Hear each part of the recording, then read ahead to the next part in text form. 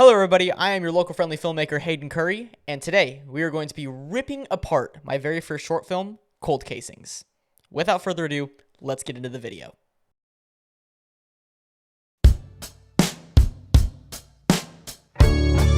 Just one more tear to cry, one teardrop from my eye. Miss No. Okay, so the first thing that I'm going to point out is the music choice. It's a great song. It's actually one of my favorite songs in the entire world. But it's a copyright song. There's no way that would be able to be used, and if I'm not wrong, that wouldn't be able to be used for festivals either. Rhonda Herschel, will you be lucky number 7? No, 8. 8? Yep. Marcus called in this morning. Another case. What kind of sick would do some like this? Like what? Harboring? If that's what you want to call it. Yeah, I call it as I see it. And the way that I'm seeing it here, you're getting played. What are you talking about? Look, just think about it, okay? Last 3 cases, they all had home invasions. You really think this one's going to be any different? No. Right? There was one in Medford. There was one in Portland. Now there's this.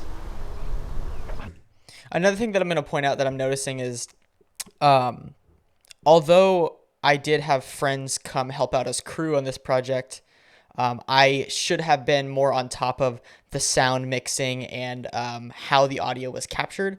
The dialogue is very clear, but it was definitely a shortage on my end of why the audio is so staticky, and you can hear a lot of that noise and rustling and just a lot of unwanted sound in the beginning portion of this project so far. I'm sick of this goose chase. Yeah, you're sick of this goose chase. It's a business. And we're the buyers. Detective, we found something you're going to need to see. So this is very interesting. There's a couple things that I want to point out in this shot with the other detective standing in the doorway. I think his character name was like Detective 3 or something like that.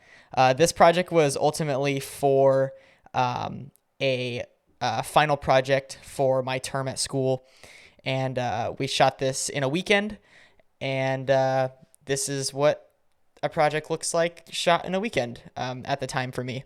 So as you can see in this shot right here, where the detective opens the door and kind of peels out of it, you can see this beam of light splashing onto the door. What that is right there is a 600D sitting in like this little hallway of the house. And as the door opens, it's angled towards the front of the porch so that when the door opens, this splash of light hits. And at the time, I was trying to think of a way to kind of replicate like sunlight or try to make that light play as if there was a window there or something. Ultimately, I don't think that really worked out in my favor. I think it just looks like a really crappy staged artificial source that we never really get to see. Also, it's really harsh on his right side, and he does kind of step into it, backlighting him, separating him from the background, which is it's okay in my opinion. But I mean, yeah, definitely a learning lesson there. I probably won't do that ever again because it ultimately just doesn't look great. Also, you can tell that when he pulls out of the door and says his line, "We want you to come take a look at this," you can hear like really bad rustling in the shot. I do believe that I think I labbed him at the time of shooting this. This was like a year and a half ago, coming up on 2 years now. And I think that was my first time labbing somebody as well. So, yeah, that would make sense why it would sound terrible. But lots of learning lessons just from this shot alone. You know, the lighting, the audio, labbing somebody, and just, yeah, not super thrilled with this one. Detective, we found something you're going to need to see.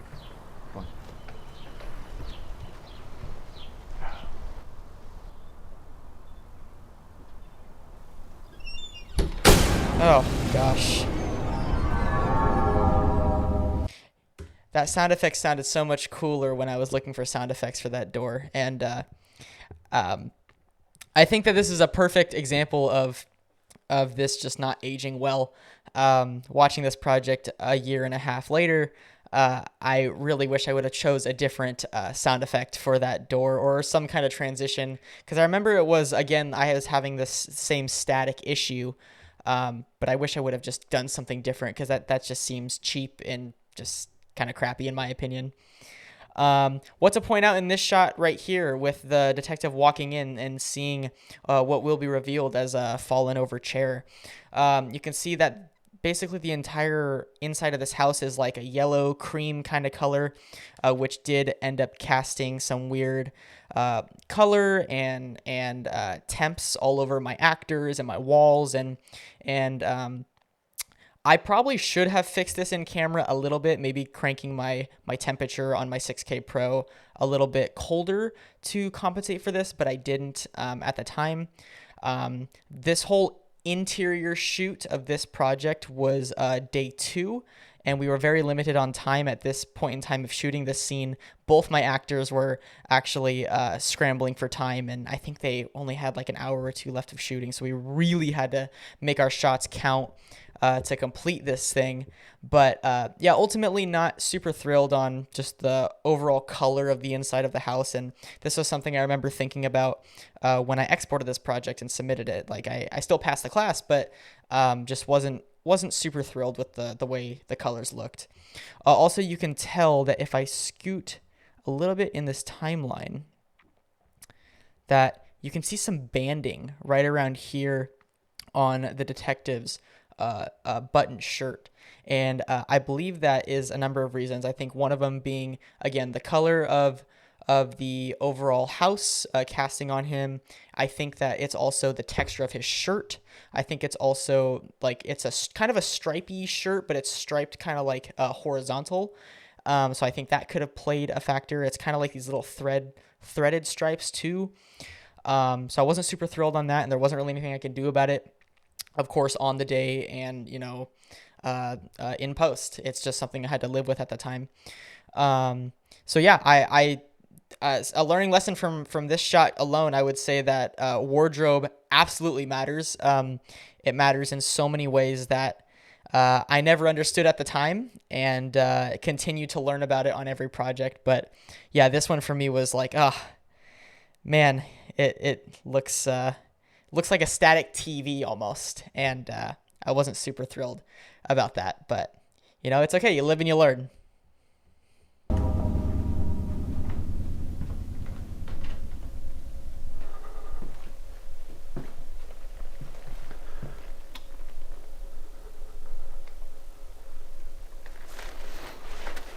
Glove up.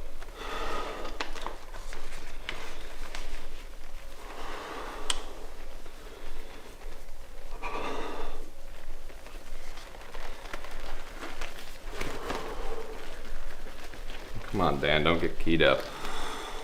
I haven't even seen the body yet.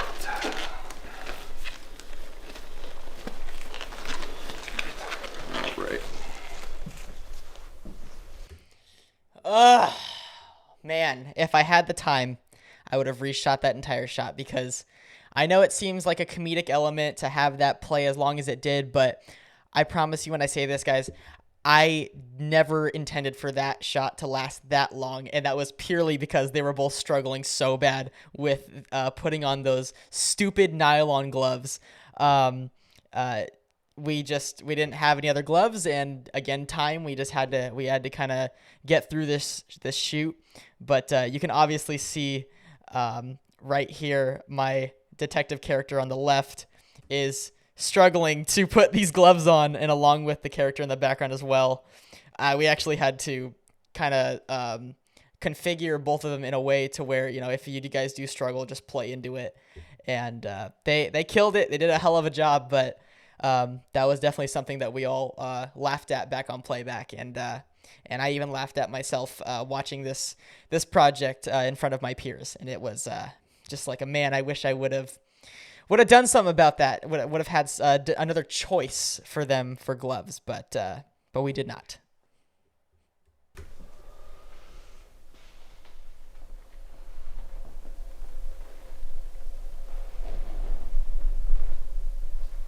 She was taken?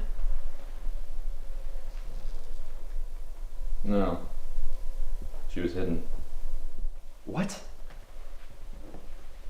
Might have run off. Or she might be dead. Might have killed herself. I don't know. So there's no bad guys? This is...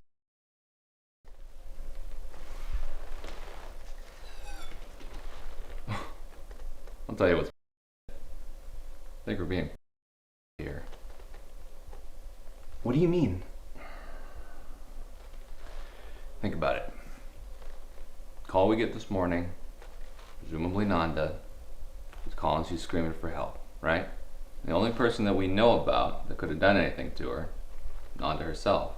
Why she wants to kill herself, hurt herself, I don't know, but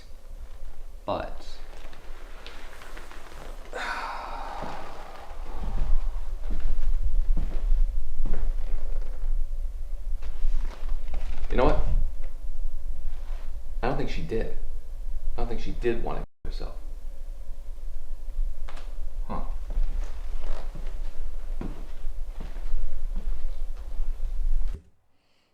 Okay, a lot to break down in this shot.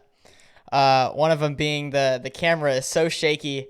This was handheld on the 6K Pro, shooting on the big heavy Sigma lenses. I tried to use a little bit of DaVinci's magical stabilization, but as you can see, as I did do that, when you add the DaVinci stabilization, it crops in, and you can see that when it cropped in, it actually cropped out the knife on the left side of the screen, which was kind of like a key element of this short film, of like having the detective pick up the knife and then have this other assumption of what happened to this character that we don't ever see.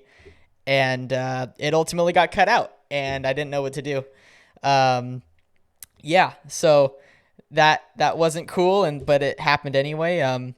And yeah,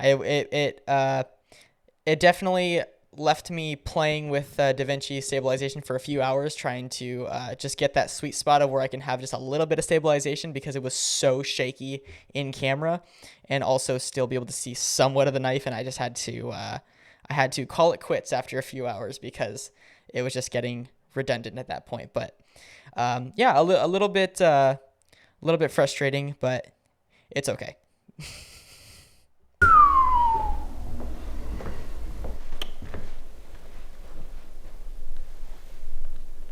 Yeah, I think it's coming together now. You take the man out of the... Ooh. So ultimately with this last shot, you see that there is the table that we moved and we made all crooked, and then we laid some chairs over it to make it look like someone, I guess, ran out or something. I don't even know. This was a 2-page idea for an assignment. So yeah, ultimately the background's blown out. You can't even see what the backyard looks like, and my actors that I'm shooting over the shoulder on, they're completely falling into darkness almost. And yeah, but I will say the cool part was shooting over the shoulder and getting both of them on opposite sides of the frame. That was a shot that I was kind of happy about. But yeah, this project was a big living and learning on the spot kind of a thing. And even as we skip back to 351 in the timeline, you can see there's like this hot spot on my actor's face on the left side in the background, and that's because we had the same aperture 600D from the opening shot playing as daylight on the door, actually striking on the wall, causing this like highlighted effect on this picture on the wall as well, to kind of create some separation. But ultimately I just don't think it worked out. And yeah, but that's okay. It was my first short film, and it still was pretty fun to make. And also, you know, using the same song from the beginning and the end, I mean, I probably would have done something different now in 2025. But at the time I was like obsessed with that song End of the Beginning by DJO or Joe, or however the heck you say that name. And also it just wasn't a good idea to use that song anyway, because it just resulted in copyright. And yeah, so I really hope that these lessons that I have learned can help translate into your guys' next projects or upcoming projects or even future projects, and take this and be like, man, I'm really going to make sure that I don't do that. Because I have definitely learned my lesson from this project and have learned what to do and what not to do and what works and what doesn't. So if you guys did enjoy this video, please be sure to drop a like, comment down below, and be sure to share this video with your friends. And I would love to hear your guys' thoughts and opinions on maybe other kinds of content that you guys would be interested in seeing me create for this channel. I definitely enjoy doing this sit down talking head style content, and I hope that you guys enjoy watching it. And that is going to wrap it up for today's episode. So without further ado, I'll see you guys on the next one. Later.